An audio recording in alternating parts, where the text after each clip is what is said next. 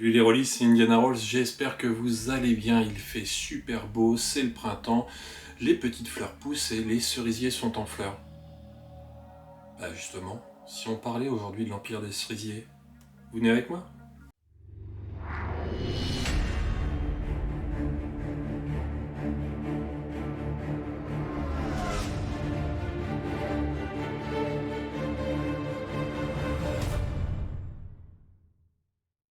L'Empire des cerisiers est donc un jeu de rôle qui est sorti suite à un financement participatif en mai 2018 sur la plateforme Ulule et qui est sorti chez nos fournisseurs de jeux de rôle en fin d'année 2020.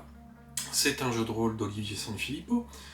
Olivier Sanfilippo qui est connu pour de nombreuses participations dans du jeu de rôle, surtout tant au niveau graphiste avec des couvertures sur différents jeux de rôle, mais également des illustrations intérieures, sur de la maquette, sur de l'écriture, bref, cet homme à tout faire a décidé de créer son jeu de rôle bien à lui qu'est l'Empire des Cerisiers.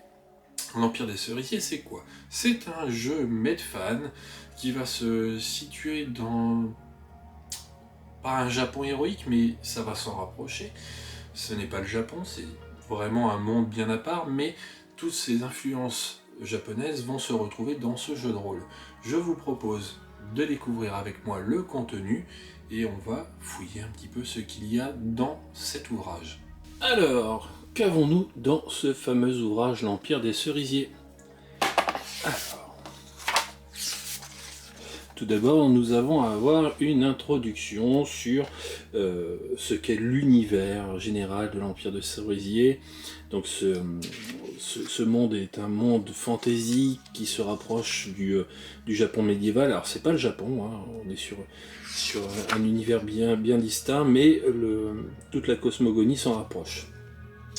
Bien sûr, vous pouvez voir déjà que c'est un format un peu particulier, mais qui a tout son charme. Et forcément, vous avez les magnifiques illustrations tout au long du livre d'Olivier Sanfilippo. C'est l'avantage quand on est à la fois l'auteur et le graphiste du livre. Donc on commence par un résumé de l'univers en lui-même, avec toute la mythologie qui en découle, à savoir des kami qui ont créé ce monde. Les enfants de ces premiers kami se sont mis en guerre l'un contre l'autre, et un kami est devenu le kami des yokai, entre guillemets des démons, donc qui représente le côté obscur, et vous avez un autre kami qui est le kami lumineux, entre guillemets. Donc, un dieu sur le trône, effectivement, les enfers se sont ouverts un moment sur ce monde, et vous avez eu donc une guerre qui en a découlé avec Nanda qui est le roi dragon et les autres dragons des points cardinaux. Et il n'y a que Nanda qui a survécu et qui est devenu l'empereur immortel de l'Empire des Cerisiers. Un résumé de la chronologie. La fameuse société, une petite présentation du fameux empereur immortel qu'est Nanda, et après vous avez une description d'un petit peu toutes les catégories sociales que vous pouvez rencontrer, donc les daimyo, les samouraïs, les kuge, donc la cour impériale, les prêtres, les moines, et le peuple, hein, les Zeimin, ainsi que les parias, les intouchables. Ensuite vous allez découvrir une géographie, donc géographie de l'Empire des Cerisiers, avec les différentes îles. Donc ici on le voit un petit peu mieux. Alors j'ai ouï dire que certains se plaignaient de cette carte parce qu'elle n'est pas très lisible. Et ben moi je la trouve très bien, tout simplement parce que c'est une carte qui se rapproche le plus de ce qui existe à l'époque au niveau du Japon féodal. Et donc je pense qu'Olivier a voulu représenter la carte de l'Empire de Cerisier de la même manière. Voilà, tout simplement.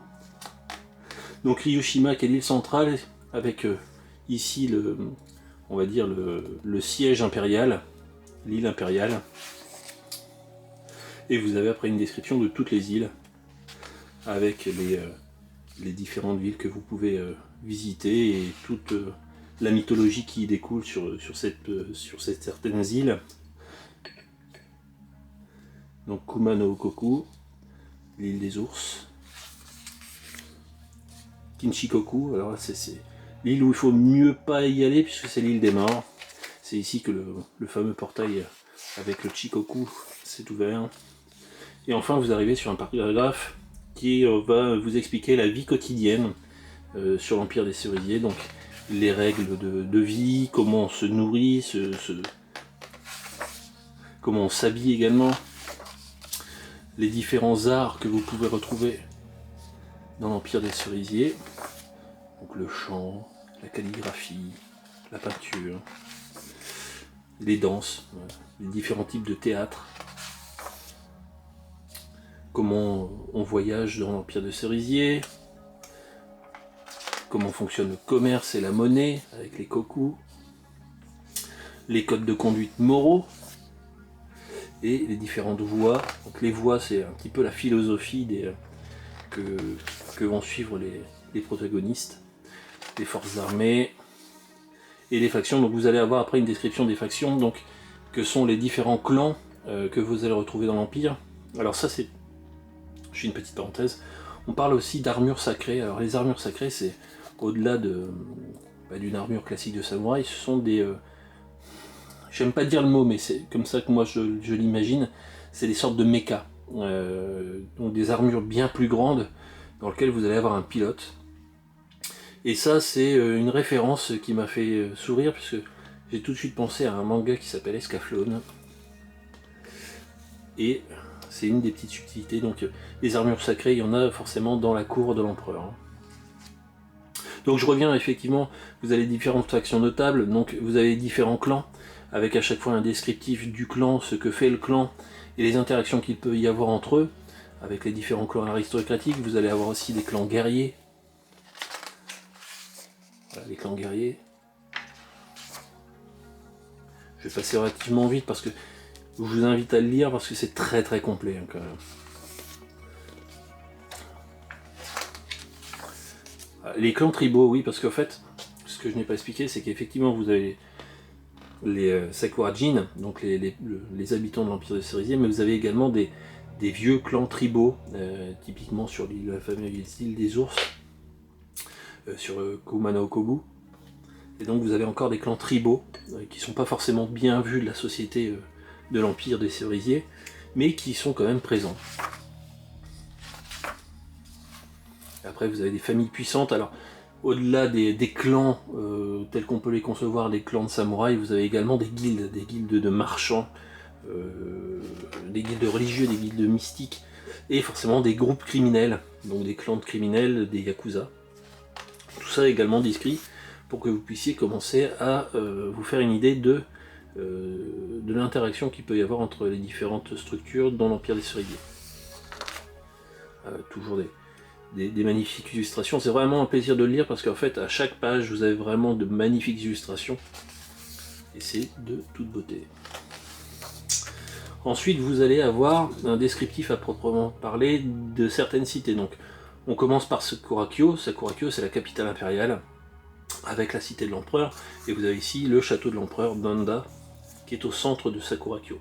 En fait c'est le pilier central. Nanda est considéré comme le dragon du pilier central. Donc à chaque fois vous allez avoir, pour Sakurakyo du moins, vous allez avoir le plan de la ville avec le détail de tout ce que vous retrouvez sur la ville, et après vous allez faire un zoom entre guillemets par quartier, donc le palais impérial à proprement parler, et vous allez avoir à chaque fois une description de la cour impériale, etc. Les interactions que vous pouvez avoir, les différents protagonistes que vous allez pouvoir rencontrer dans ces quartiers. Là, typiquement, ministre de la guerre.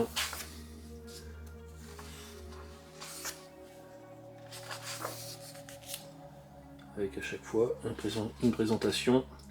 Et en gros, vous avez une sorte de, comment dire, de feuille de personnage résumée pour chaque protagoniste,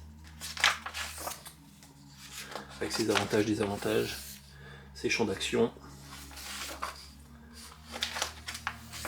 Et on passe au quartier du nuage matinaux, qui est un quartier de la cité impériale également. Et vous allez avoir ça sur plusieurs quartier de la voie sacrée, quartier des troncs anciens. Donc à chaque fois, bon voilà, Vous avez forcément une cartographie qui est ultra complète et très belle à observer. Après c'est un petit peu la spécialité d'Olivier.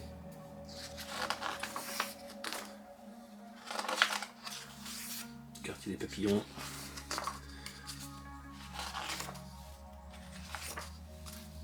Quartier de Tengu. Tengu c'est quoi? Les hommes corbeaux.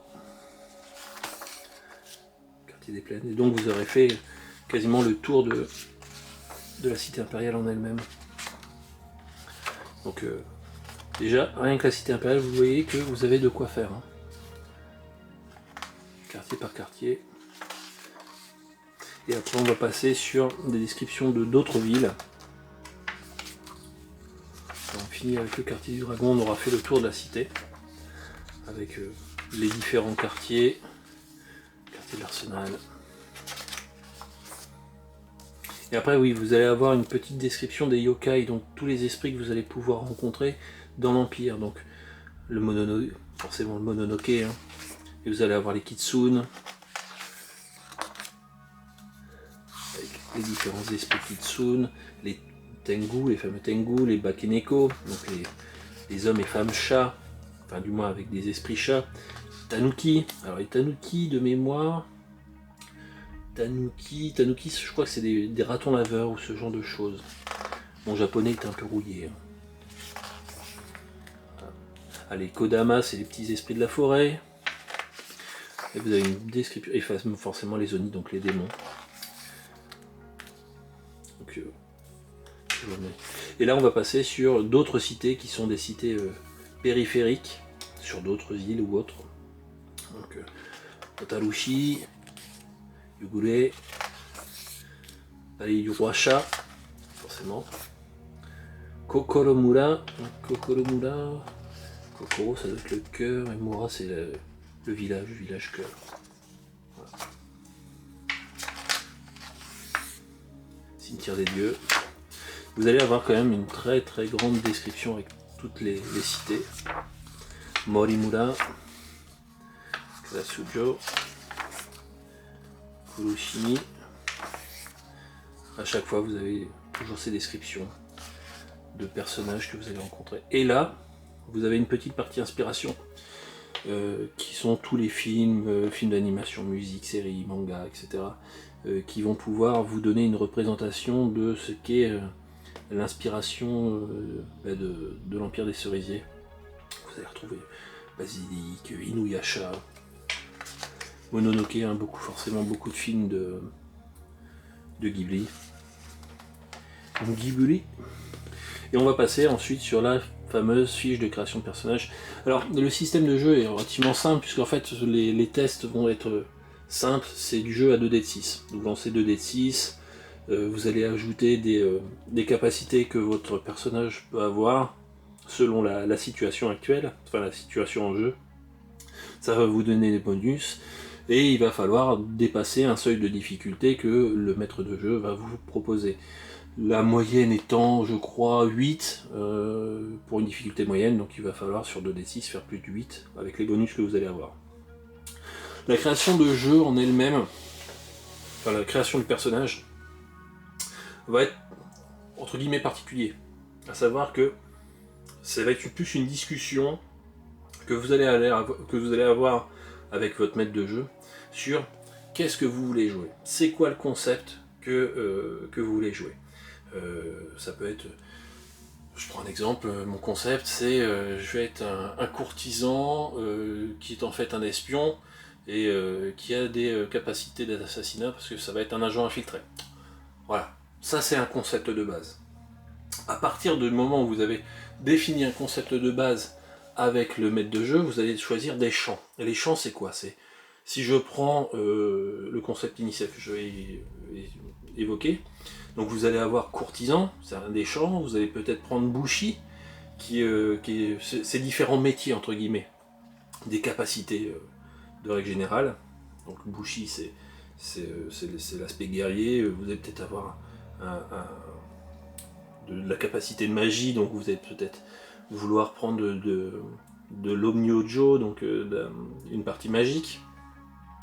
Et avec ces champs, vous allez distribuer des points de spécialisation, donc Si je prends le Bushi par exemple, qui est le champ, les spécialisations, ça va être le sabre, l'arc, le combat à main nue, enfin ce genre de choses que vous allez pouvoir également répartir en termes de points. Vous allez choisir des avantages, désavantages. Donc les avantages, c'est vous avez toute une liste d'avantages et désavantages, mais le livre va vous donner des pistes. Vous allez pouvoir, avec validation du maître de jeu, créer ce que vous voulez comme avantages, désavantages. Et les avantages et désavantages, vous allez attribuer des points comme vous le souhaitez. Si vous voulez que le désavantage soit de 3, libre à vous de discuter avec le maître de jeu de oui, donc dans ce cas-là, ce désavantage-là aura beaucoup plus d'impact sur le personnage que si on le prenait à -1. Vous allez avoir le choix d'une voix. La voix, c'est quoi? C'est la philosophie de votre personnage, comment il réfléchit le monde qui l'entoure. C'est vraiment une voix philosophique. Et de cette voix va découler des aspects, et cet aspect va vous permettre d'avoir des capacités spéciales.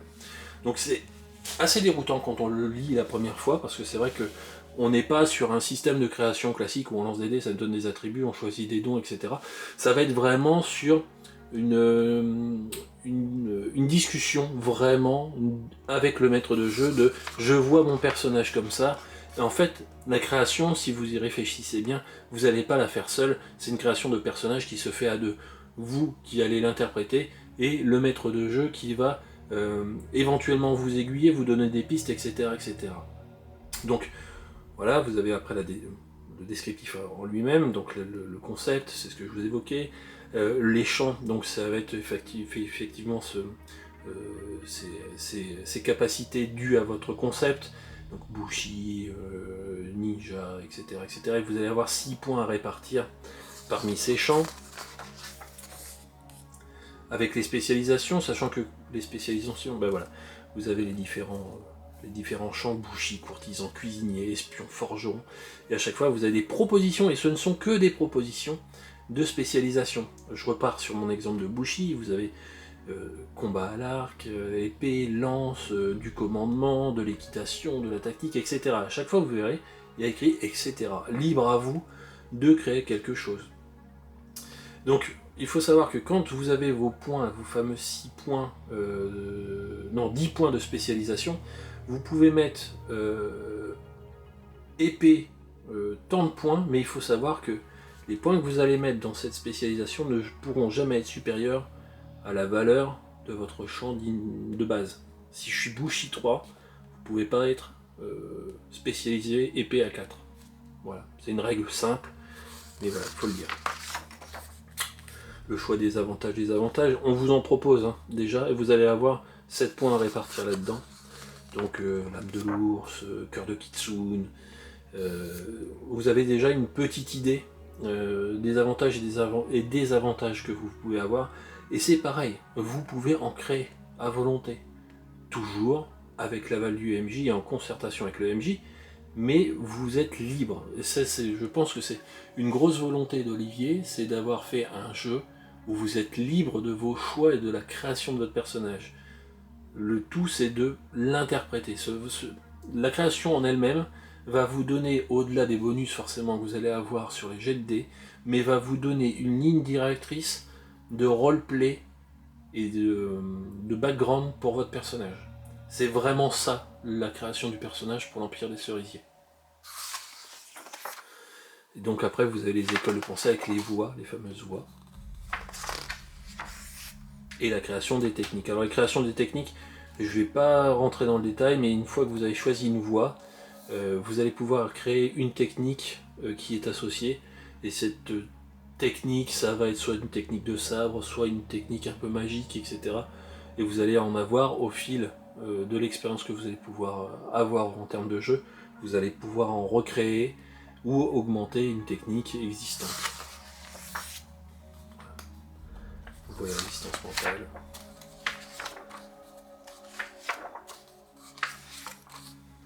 La voix du Nindo.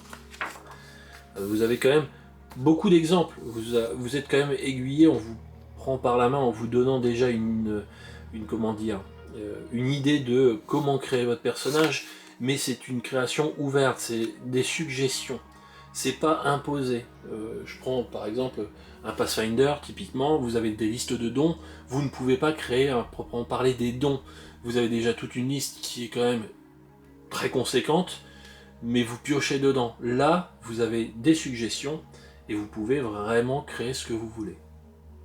Après, bon, vous avez une présentation du système d'expérience, et on va passer après sur la partie maître de jeu, donc comment composer un groupe, pour qu'il soit étudié, les systèmes de résolution, donc voilà, difficulté facile c'est 8, et après c'est 12 en termes de complexité, vous avez déjà ce petit encart en ce qui concerne les difficultés. Et donc après c'est voilà, c'est du simple, c'est du 2d6. Donc les dégâts des armes, les différentes armes, voilà, avec un descriptif des armes. Fameuse armure sacrée dont je parlais. Vous voyez la taille d'une armure sacrée par rapport à un humain de base. Ça vous donne tout de suite une idée. Alors c'est pas des mechas, c'est pas Evangelion non plus. Hein. L'armurerie. Système de magie est pas trop mal. Avec les effets à chaque fois. Chaque fois vous avez des seuils de difficulté à passer au niveau magique. Voilà, après vous avez tout ce qui est équipement classique. Et vous allez commencer à donc avoir la partie meneur de jeu avec ce qu'est une aventure dans l'Empire des Cerisiers, comment arbitrer une partie, comment maîtriser une partie, l'utilisation des PNJ. Enfin, voilà. Après c'est un grand classique, ce que l'on retrouve dans tous les jeux de rôle. Vous voyez que il n'y a pas une page où il n'y a pas une illustration magnifique. C'est quasiment une page illustration, une page illustration. Donc ça reste agréable à lire parce qu'on a toujours envie de savoir, vouloir tourner la page une fois qu'on a fini pour découvrir l'illustration suivante. Et donc ça je pense que c'est un gros point fort du jeu également, c'est cette qualité graphique du jeu. Et à la fin, donc vous savez tout ça, et à la fin vous allez avoir le scénario qu'est le Festival des Lucioles, qui est un petit scénario qui m'a bien fait rire quand je l'ai lu. Vos joueurs vont se retrouver un petit peu entre deux mondes. J'en dis pas plus. Voilà. Et à la fin, donc vous avez la feuille de personnage. Donc vous voyez, feuille de personnage, c'est pas compliqué, hein. Non, concept. Les fameux champs qui sont liés à votre concept, avec les valeurs, les spécialisations que vous allez y associer, avantages, désavantages. Et après, vous choisissez votre voie et les techniques que vous apprenez avec l'aspect. Point barre, c'est tout, ça s'arrête là. Et donc vous avez à chaque fois un résumé de vos armures, les blessures, et ça s'arrête là. Vous avez quand même un glossaire à la fin parce que ça reste un univers japonisant, entre guillemets, donc vous avez beaucoup de termes japonais. Et si vous n'êtes pas habitué au manga ou à avoir joué à d'autres jeux de ce style-là, vous allez être vite dépassé vis-à-vis des noms.